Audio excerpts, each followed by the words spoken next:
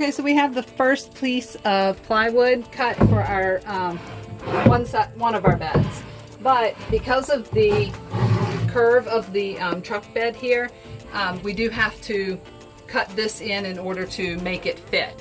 So obviously we don't want to do that with the big piece of plywood. We started out with a piece of scrap plywood, and you'll see we have it cut into shape here now. But just to show you how we did that, we started out with just a plain piece of plywood, took a piece of newspaper, pressed up against it, and traced the outline onto it, kept cutting and trimming it until we had it perfectly into shape, and then traced it onto the plywood. Now we'll use this piece of plywood as our stencil for being able to cut our big platform. And for the other platform, that basically we should be able to just flip our stencil over and use it on the other side as well.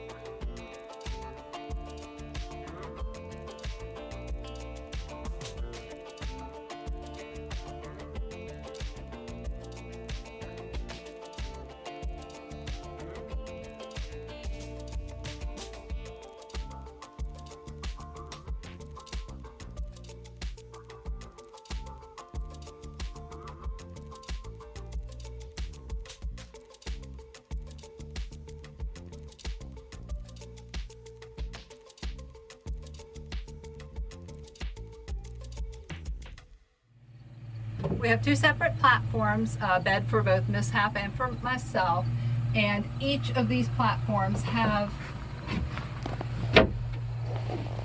a trunk built into them that folds up. All the storage space underneath of it is still accessible.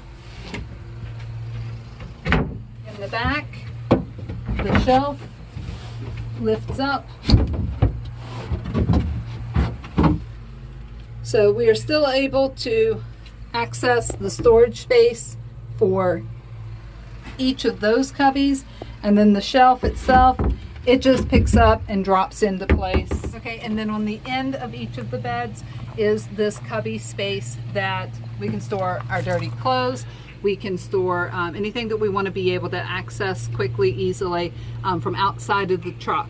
You'll see the turnbuckle here. There's one in the cubby space that's underneath of the shelves as well. That's actually what keeps the whole platform in place so that it can't slide around, but it also makes it so that we can unhook this from the truck, remove both of the platforms from the truck, and still be able to completely use the back of our truck for anything else that we might need to do for transportation or anything else. This is our camper setup. We are using just one of our old sleep pads and our sleeping quilts that we normally use for camping. Storage in the ends for firewood, whatever extra we have, our shoes. We have a rechargeable fan that we're using, and I made blackout insulated, I guess, essentially window coverings that are magnetic. So those just pop back up into place and hold each one of them, and then there's one up here as well. Up here we have our Blue Yeti solar generator, and we have 2 solar panels that go along with it. That powers Mishap's CPAP. It charges our phones, it charges the fan that I showed you just a little bit ago, and any other appliances that we may need to do. And of course, we still have our storage underneath that we are using for any of like our cook systems or clothes, anything extra that we might need to store in here. So we've already taken this out and tested it for a short trip, spent 2 nights in it. The first night got down to about 31 degrees. It is a little chilly. We have a little tiny space heater that we tried that honestly it pulls too much energy from the generator. So we probably won't be using it. We may look at maybe doing a small propane heater in the future. We don't know yet.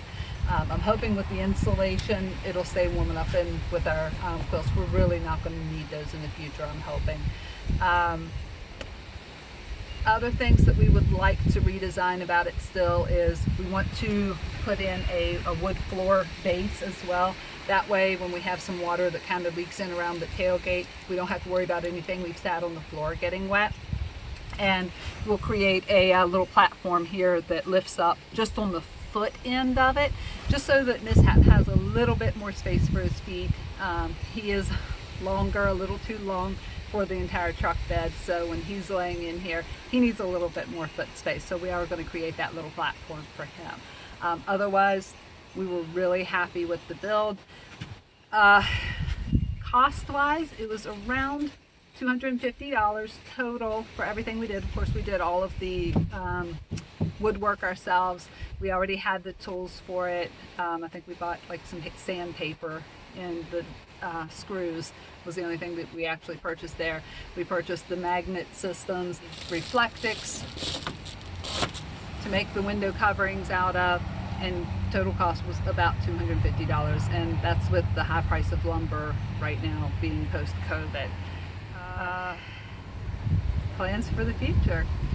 This is going to be our home base for as we're traveling, being able to go out and do extended hikes and backpacking. This is years to come. So next year we're planning to do the Appalachian Trail. After the Appalachian Trail, we want to start traveling across the country more. I will be traveling with my job, and we'll be using the truck as a base to be able to go out and explore the area wherever I end up at with my job. So we'll be going out doing a lot more hiking. So hit that subscribe button, that way you can follow us as we travel on our adventures.